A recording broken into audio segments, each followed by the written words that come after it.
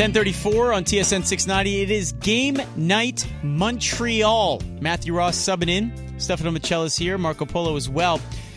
Our next segment will have a conversation with Walt Jocketty, GM of the Reds, back at Olympic Stadium this past Saturday. Had a chance to chat with him. Some good stuff coming up in a few short minutes. But this is also good stuff. We're currently joined by our next guest. He is a MLB writer for SI, Sports Illustrated, SI.com, of course. You can follow him on Twitter.com/J_Jaffe. It is Jay Jaffe. Hey, Jay, how you doing? Hey, I'm good. How are you? Very well. Thanks so much for taking the time. Good. Happy opening day to you. Yes, same to you. A lot of fun stuff today. Unfortunately, not for Brewers fans who lost 10-0 at home, or Phillies who lost 8-0 at home as well. But some fun moments today, and certainly great to get back in the swing of things. Definitely. I thought it was a difficult thing as a professional to try to keep track of everything that was going on at once, because I was tasked with live blogging it for SI.com. But definitely, I think MLB did the right thing by getting all those games going on at once. 14 on the first day is a record for Major League Baseball. Wow.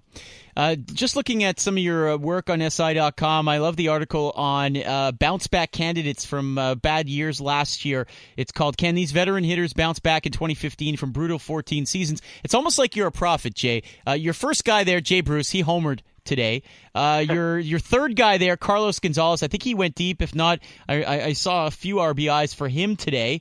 Pretty good start to the year for you, I think. Yeah, that's not bad. I hope those guys continue to do it. It's gratifying to be right, at least for one day.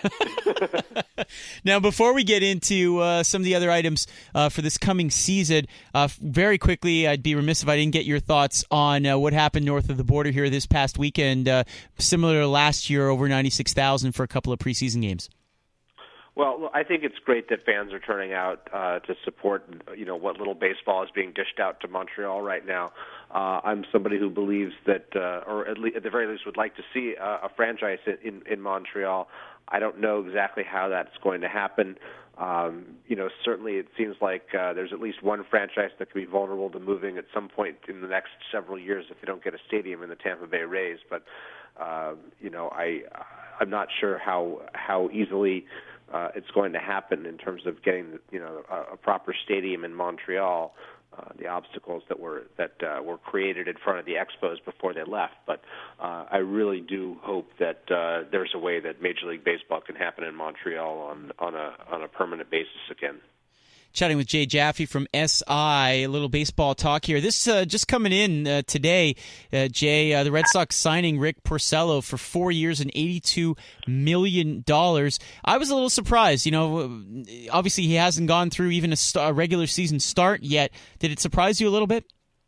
It doesn't surprise me that the Red Sox would want to lock up Porcello. I mean, they obviously value him highly, given that they traded for him this off season. What surprises me is the average value of more than $20 million a year. This is for a pitcher who's had one very good year last year, and has before that had spent 5 years not really quite living up to expectations, and it's a big bet going forward on that kind of money. I think I would have understood the deal more if it were 5 years and $82 million rather than $482. I think they paid a premium for a shorter deal to which maybe mitigates injury risk. But I just think there are better ways to spend $82 million on pitching. Jay Jaffe joining us here on Game Night Montreal. Matthew Ross subbing in. Looking at some of the interesting storylines coming into this season, certainly we spoke about the Red Sox, but the Blue Jays are obviously a team that everyone expects to hit well. They did it today in their opening game in New York. Are you bullish on them as well, or are you kind of wait and see due to their pitching?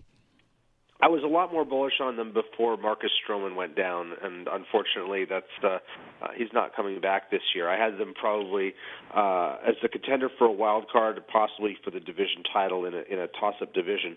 Now, I think they're going to need a lot to go right for them in the pitching department, and they certainly have some young arms there, Aaron Sanchez and Daniel Norris, but Stroman really did a nice job of establishing himself last year, and that's a big leap for those other two guys to make. So I still think they're a much improved offensive team, though.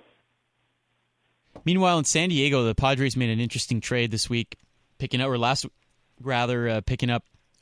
Kimbrel to close. Did they swallow too much contract, do you think?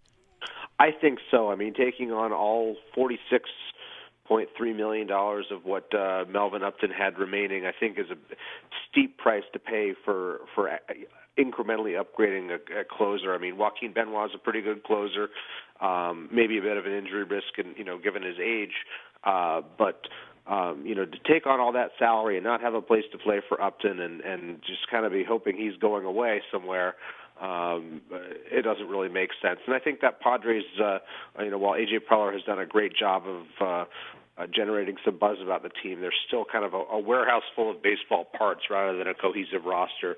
The infield looks ripe for some upgrades, too. Meanwhile, they lose today in Houston, but the Indians lock up Corey Kluber for 5 years at $38 million. What did you think of the value of that? Oh, I like that deal a lot. I mean, this is a guy who, really, had a strong 2013, and then obviously a very, very good 2014 winning the Cy Young Award. I think it was a smart deal to lock him up. I'm a lot less bullish on the Carlos Carrasco deal, given that he hasn't completed a full season at anywhere near the level of what we'd want to see before locking him up. The great stretch last year, but I want to see him build on it before I start handing out extensions. Chatting with Jay Jaffe of SI. You can follow him on Twitter, J_Jaffe, as we talk some Major League Baseball here on the program. Everyone and their mom has picked Mike Trout to win the American League MVP. He starts today in the loss with a home run. Are you another one of those? Yep, I've picked him now 3 straight years to win the Most Valuable Player award. He finally got one. I'm going to keep picking him until there's reason not to. No reason to get cute about that one. I miss enough of my picks as it is. All right, fair enough. Who did you have on the National League side? Giancarlo Stanton. I think this is a guy who we still haven't seen his ceiling. I think he's just going to keep getting better. What about those Marlins? Having a rain delay with a retractable roof aside tonight, what are your thoughts on their season this year? The ceiling for their season. We know they'll get Jose Fernandez, the young promising pitcher, back at some point as well. Well, I don't see them as being able to surpass the Nationals unless something goes very, very wrong in Washington. But I do think that this is a team that can contend for a wild card spot. Probably the second best team in the division. I have them ahead of the Mets as far as my evaluation goes. But I think that they've done a nice job there in adding some talent. All right. Elsewhere, the St. Louis Cardinals won on Sunday Night Baseball. It seems like we're just awarding them the division every year. I know that's a really, really tough division this year where everyone expects to be better than they were last year. But in my mind, I just can't give it to anybody else unless they prove it. Yeah, and when you look at the Cardinals, I mean, they're so deep. I mean, they've got so much depth in the system. I mean, this is a team that we didn't see the best of guys like Colton Wong and Carlos Martinez last year. They had some big contributions down the stretch here and there in the playoffs.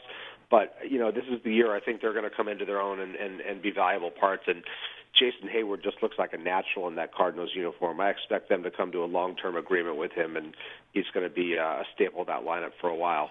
All right, final question for Jay Jaffe of SI. Check out si.com/MLB for some of his stuff. You have an interesting feature up there right now. These 5 managers are on the hot seat this season. Don't want to spoil the whole article, but give us one name. Oh, let's see. Let's see. Bud Black in San Diego. Obviously been handed a lot of upgrades, but he's in the final year of his contract and under a new general manager. It stands to figure that if the Padres don't make the playoffs or at least come very, very close, they could be in for a change there. Jay, thanks so much. Enjoy the first month of the season. Hey, a pleasure. Thanks.